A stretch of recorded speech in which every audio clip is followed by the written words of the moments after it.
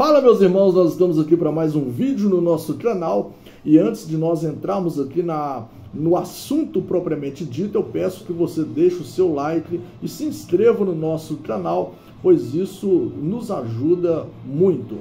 E hoje, aproveitando aqui esta oportunidade, nós estaremos tratando de um assunto de suma relevância. Nós estaremos falando, dentro da antropologia bíblica, nós estaremos falando sobre a questão do pecado. Esta palavra, que dentro do seu sentido etimológico, né, ela significa errar o alvo determinado.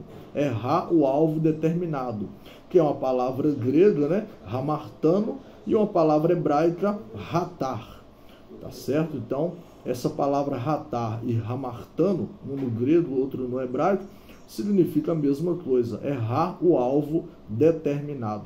Partindo desse pressuposto, nós vamos perceber que a questão do pecado é bem mais ampla do que nós podemos perceber. A questão do pecado é bem mais ampla, pois, se tratando de pecado, errar o alvo determinado ou desejado, então, não se refere, não se limita simplesmente à pessoa de Deus.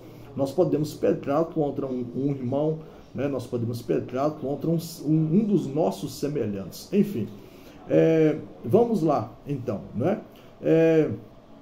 Vamos falar um pouquinho sobre a questão do pecado antes da desobediência do homem, antes da queda do primeiro homem, chamado de Adão. O que nós podemos perceber é que já havia tido no mundo espiritual, já havia tido no mundo angelical uma tragédia. Já havia tido, pois a própria Bíblia relata que no mundo dos anjos aconteceu um problema seríssimo, onde um anjo que era anjo de luz, ele agora desobedece à palavra de Deus, e Deus acha iniquidade dentro deste ser, certo? E Deus acha iniquidade dentro deste ser.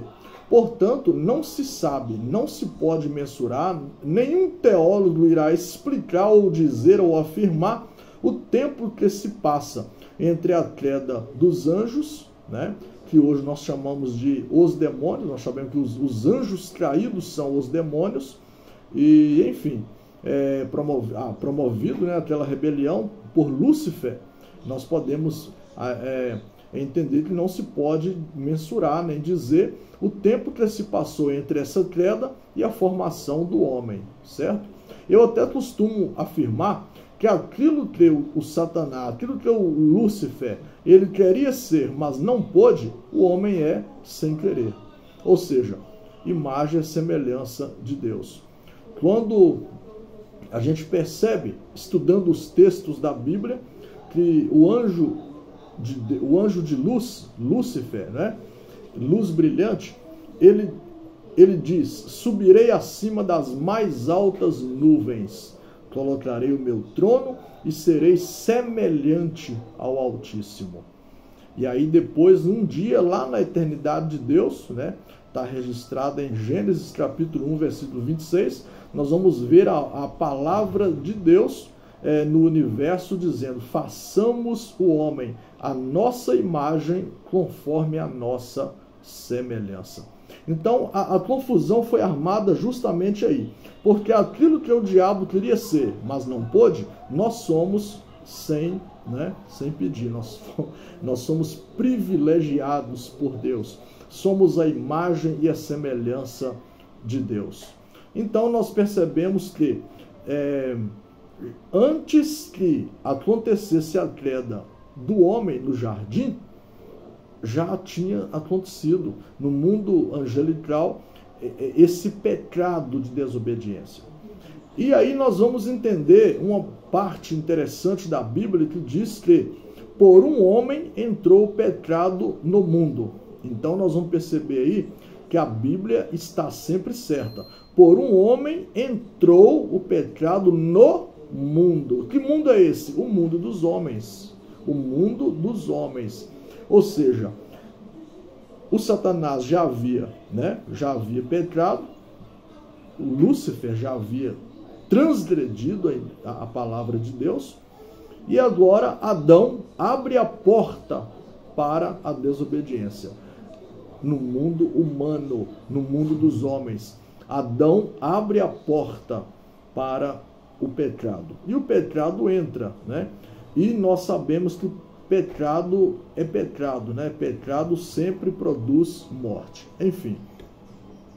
E aí nós podemos também pensar, falar, relatar, analisar a questão do pecado advindo, né, da queda do homem. Nós vamos ver que o que aconteceu ali no Jardim do Éden foi justamente o que acontece todo dia. Depois da prática pecaminosa, as pessoas sempre procuram alguém para pôr a sua culpa, né? Quando Deus pergunta para o Adão, ele joga a culpa na mulher, ele diz: a mulher que tu me deste, né? Ainda culpa Deus ainda pelo ato praticado. Pergunta a mulher põe a culpa na serpente. E se tivesse perguntado a serpente, com certeza a serpente também poderia devolver a bola para o próprio Deus, dizendo que foi ele que criou, né? Foi o Senhor que me formou, foi o Senhor que me fez, enfim. Eu acho que é por aí. A gente sempre procura uma desculpa para o nosso pecado, tá certo? E pecado tem que ser tratado como pecado. E porque pecado produz morte, e todo pecado tem o seu salário. Enfim, o crente, ele nunca livrará dessa questão, porque todos os dias o pecado bate a porta. Analisando o cristão e o pecado, nós vamos perceber, até a gente lembra, né, das palavras de Martinho Lutero, ele que é chamado de um dos pais da Reforma Protestante. Martinho Lutero, ele diz no seu testemunho que, isso é ele falando, né, fazendo aqui uma comparação do mundo físico, do mundo espiritual. Ele diz que de vez em quando o diabo vinha e batia na porta do seu coração, né? Martinho, Martinho. E uma voz vinha lá de dentro dizendo: Martinho Lutero não mora mais aqui.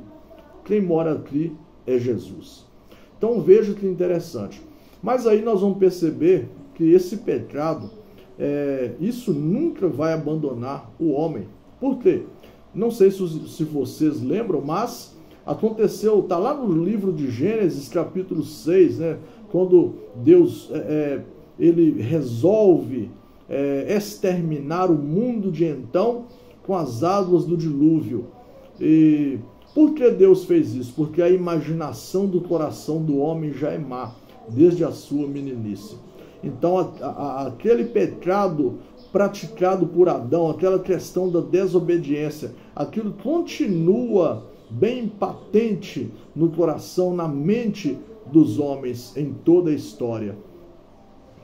E aí surge uma coisa interessante que nós podemos analisar, que o homem que anda na prática pecaminosa, ele é um escravo, né? Ele não consegue livrar do pecado. E nós sabemos que o escravo não tem vontade própria. O escravo não tem vontade própria. O escravo só faz, ele só pratica aquilo que o seu senhor determina. E quando o homem se torna escravo do pecado, ele faz aquilo que o pecado determina para ele fazer, né? Enfim. Mas aí nós temos o outro lado da questão, né? A Bíblia diz que para isto se manifestou Jesus, para desfazer as obras do diabo. Nós sabemos que essa questão do pecado tem tudo a ver com a pessoa do diabo, né? O diabo, a Bíblia relata que o diabo peca desde o princípio. Ele nunca firmou na verdade. E quando ele profere alguma coisa, fala do que lhe apraz, ele é mentiroso e pai da mentira. Então essa questão do pecado tem tudo a ver com a questão também do diabo, né? E aí nós percebemos também, por outro lado, que para conter o homem, para o homem se manter, foi criado as leis. E aí, analisando aqui a questão do pecado e as leis dos homens, nós percebemos que é normal a gente pensar, tudo que não é proibido é permitido. Tudo que não é proibido é permitido. Mas será que esse permitido, ele é moral? Nós precisamos entender que a moral, ela vai além do direito. A moral vai além do direito. Onde o direito para, a moral, ela continua. Nem tudo que é direito é moral. E é até por isso que a gente costuma afirmar que aplicar a lei nem sempre é fazer justiça, tá certo? Aplicar a lei nem sempre é fazer justiça. E quantas pessoas escondem atrás da lei para promover desordem, esconde atrás da lei para promover injustiça, Eu não sei se os senhores já perceberam, mas sempre após uma sentença dada pelo juiz, tem as duas partes. Uma sai triste e outra sai alegre da audiência. E nem sempre aquela que saiu alegre é a vencedora, moralmente falando. Porque às vezes usou de mentira, às vezes usou de falso testemunha, enfim. Nem sempre aquela que sai triste, cabisbaixa, depressiva porque perdeu, nem sempre ela está errada. Nem sempre. Porque o juiz, ele é convencido, tá certo? Então a parte que consegue convencer o juiz é a parte vencedora. E nem sempre aquela que convence o juiz é a verdadeira. Então nós precisamos entender isso, que quando nós falamos a respeito do pecado e as leis dos homens, nós precisamos entender. O homem não foi feito por causa da lei, mas a lei foi feita por causa do homem. E é interessante a gente entender que por trás da lei existe o espírito da lei. Por trás da lei existe a interpretação original da norma da lei. Então nós vemos aí, nós podemos tirar como referência quando aquela mulher foi levada para perto do Senhor Jesus para ser apedrejada. Olha a palavra daqueles homens.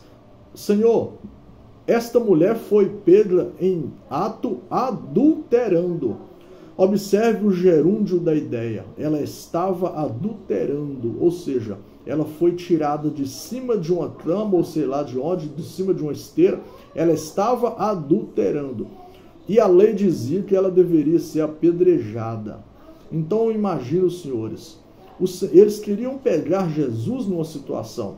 Se o Senhor Jesus falasse, realmente, ela precisa ser apedrejada, ele estaria indo contra a sua própria palavra, que ele dizia que ele era a vida. Se ele olhasse e falasse, essa mulher não vai ser apedrejada, ela não pode ser apedrejada, ele estaria indo contra a sua própria lei. Foi ele que criou a lei e entregou a lei para o povo. Enfim, o que é que Jesus fez? Jesus fez o povo pensar. Jesus fez o povo raciocinar.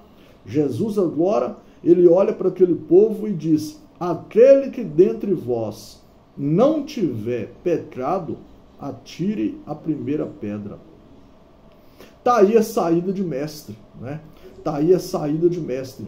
Analisando cada um que sempre estavam praticando o pecado, porque naquele momento, quando Jesus expressou essa frase, quando Jesus disse, aquele que dentre vós não tiver pecado, atire a primeira pedra, Jesus estava igualando uma mentira, uma fofoca, um falso testemunho. Jesus estava igualando com o adultério que aquela mulher tinha praticado. Jesus, naquele momento, ele estava tentando afirmar que para Deus não há pecadinho nem pecadão. Tudo está no mesmo patamar. Tá certo? Então nós precisamos analisar tudo isso. No intuito de promovermos, de fazermos justiça, nós precisamos pedir auxílio do céu, sempre, sempre, sempre, porque às vezes a lei nos conduz ao pecado e nós precisamos entender isso, né? Nós precisamos entender essas particularidades. Analisando a questão da lei e o pensamento humano, eu quero afirmar de antemão, quem livra de pensamento? Ninguém. Ninguém livra de pensamento. O que nós podemos livrar é de praticar determinada obra, ou seja, nós livramos dos nossos atos, Agora tem um porém. O que está no nosso pensamento pode ser demolido, pode ser tirado, pode ser removido. O homem pode remover do seu pensamento os maus pensamentos, né?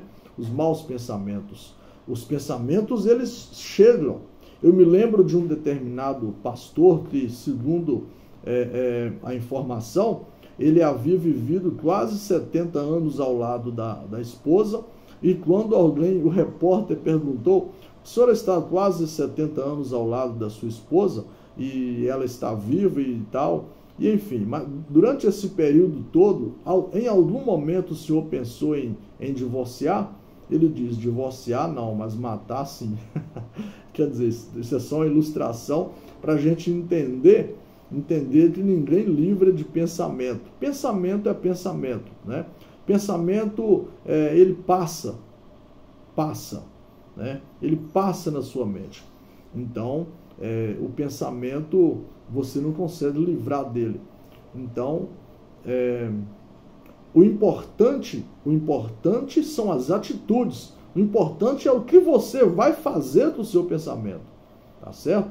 Por isso que tanto o sucesso quanto o fracasso nasce no pensamento. Porque pensamento produz sentimento, sentimento produz as ações e as ações produzem o resultado. Tá certo? Então nós temos que entender isso aí. E aí, nós temos uma outra questão, até aqui mesmo para encerrar essa palestra, como está registrado no livro, na epístola, né, de Tiago, capítulo 1, versículo 15, dizendo que, e havendo o desejo, ou seja, a concupiscência, havendo a concupiscência concebido, dá à luz o pecado. E o pecado sendo consumado, gera a morte.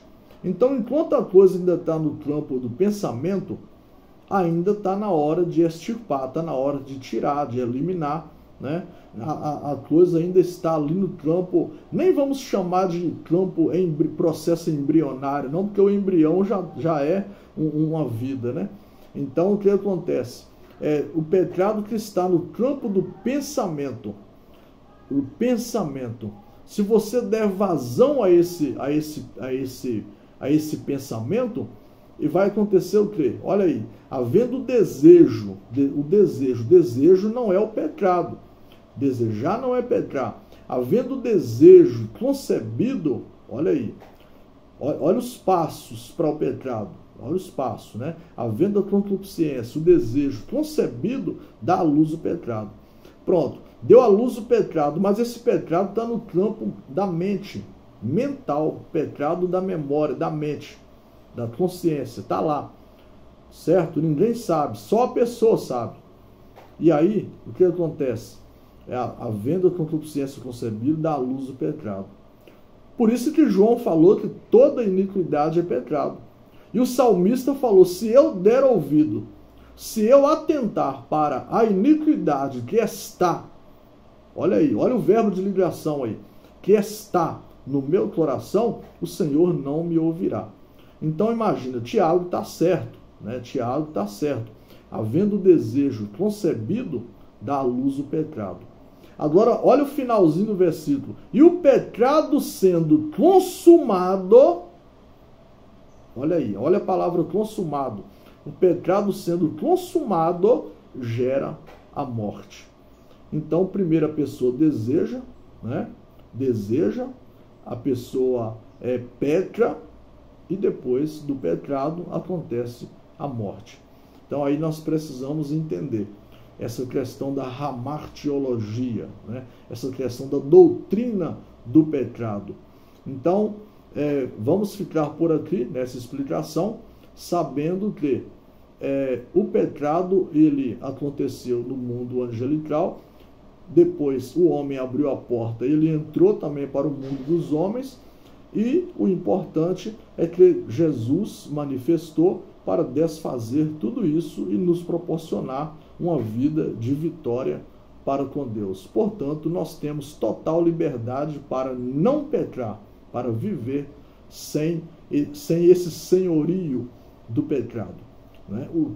Uma pessoa lavada pelo sangue de Jesus, ele pode até pecar, mas ele vai pecar consciente, porque ele não é mais escravo do pecado, ele agora é livre, tá certo? Tem até uma melodia da nossa harpa cristã que diz que nós somos livres para nunca mais pecar. Que Deus nos abençoe.